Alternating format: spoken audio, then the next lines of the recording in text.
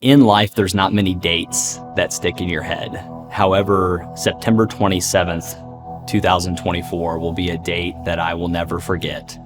The day started out beautiful, sunshine, birds chirping, with a hurricane on the horizon that we have seen in the mountains of East Tennessee many times, with beautiful rain for the flowers, maybe some wind that pulls up some shingles.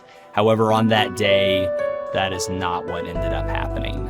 We met as a leadership team and talked about the hurricane coming, and then what if scenarios. The EMA director, Jimmy Irwin, and the TEMA director, Michelle, were on scene at the hospital. I'll never forget the phone call that I had with Jimmy. And he said, Dr. Oceanbine, I don't like how the water looks. I had been touching base with my facilities manager, just seeing what was going on, how things were going. And he said, we're going to evacuate. And I said, I'm on my way. The water was rising at an unusual rate, a rate that we had never had seen before. We started sending non-essential personnel out because we just wanted them to get out and get away safely. We had EMS on scene, we had police on scene, we had fire on scene. As the water was rising and we were putting patients in ambulances, that was phase one of a rescue, which we expected to be the complete rescue. We saw water rising at a rate that no one alive on that property had ever seen before in that location. And two, was doing so in a way that was cutting off our exits and our evacuation routes.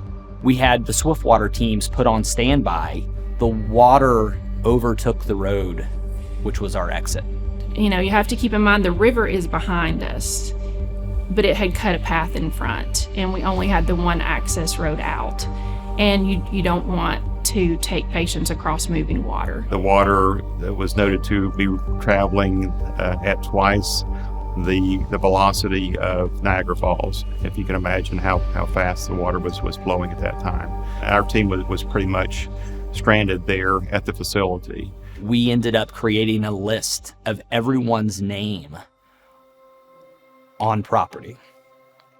And an individual went around and ensured that list was accurate, to ensure that if the hospital did have a structural failure and we ended up in the river, that the families knew where their loved ones were if something like that was to happen. There were propane tanks, homes, cars, coffins floating down the river as if they were rafting boats. We had to move on to Plan C.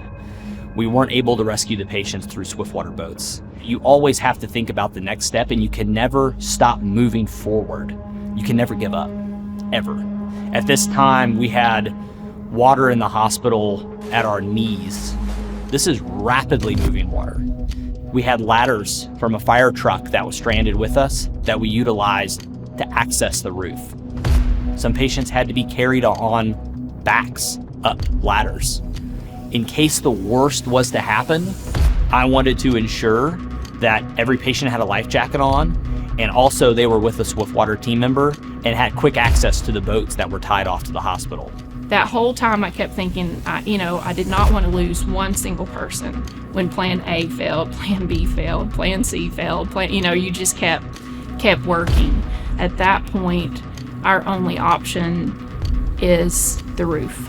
There were a few of us frantically going through the hospital, screaming, yelling for individuals that we have to evacuate the facility to the roof. And then we were, as you see in disaster zones, marking the windows and the walls of places we had been in the hospital. Once we were on the roof and we knew that everyone was accounted for, then it really moved to what I would call Plan D, which was an air evacuation. We had 8 feet of water hitting the building. We had entire trees penetrating the structure, watching an entire home float down in front of the hospital. I remember looking up and I was like, well, there goes my car, and I can see the back end of my car floating. We were on the roof for a few hours. people are having thoughts that they might not make it home. We were able to sing with some of our patients. We were able to pray as a collective group. We had done what we could do, and we needed the Lord to help us. We knew that we needed more than just our own thinking to be able to make this happen.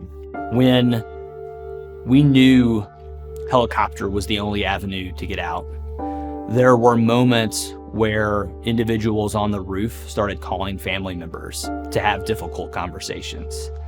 And a lot of us made those phone calls. The situation seemed so dire. We didn't know if we were going to get out of that or not. Just letting them know, that we loved them. And I hated to do that because I knew it was going to be scary for them, but I also knew, I would want to talk to them one last time if this was the last time. I looked and we see the first Virginia State helicopter come. And I was like, thank you, Jesus. This building does not have a helipad on the top of the hospital. They have to basically hover just over the surface of the hospital. And you imagine the difficulty of a pilot trying to rescue people hovering in high winds over a hospital with patients and team members on the ground. And I'm still in awe of the work that they did that day. We saw team members refusing to get onto helicopters because they wanted someone else or their friend to go first. One would land and we'd send a group, and another would land and we'd send a group. Just that feeling of knowing we were going to be rescued. By 4 p.m. that afternoon, everyone was rescued and taken to the local high school. I heard from many of the team members, instead of just saying, okay, I'm rescued, I'm ready to go home, they wanted to go to the hospital that they were transferred to make sure that their patients were okay. We're now able to look back and tell a story of how we were able to persevere what some are calling a 1,000 or a 1 in 5,000 year flood and not have loss of life. People can do amazing things under unreal pressure. Dr. Oceanbine is forever one of my heroes. How he jumped in and his knowledge about weather and swift water, and God sent him to East Tennessee just for us, I believe. Our team was remarkable. The way they stayed calm, the way they took care of their patients was really amazing to me. I'll never be the same. And to see too, like a small community rally and come behind and do everything it took to make that a successful rescue mission was amazing to be a part of.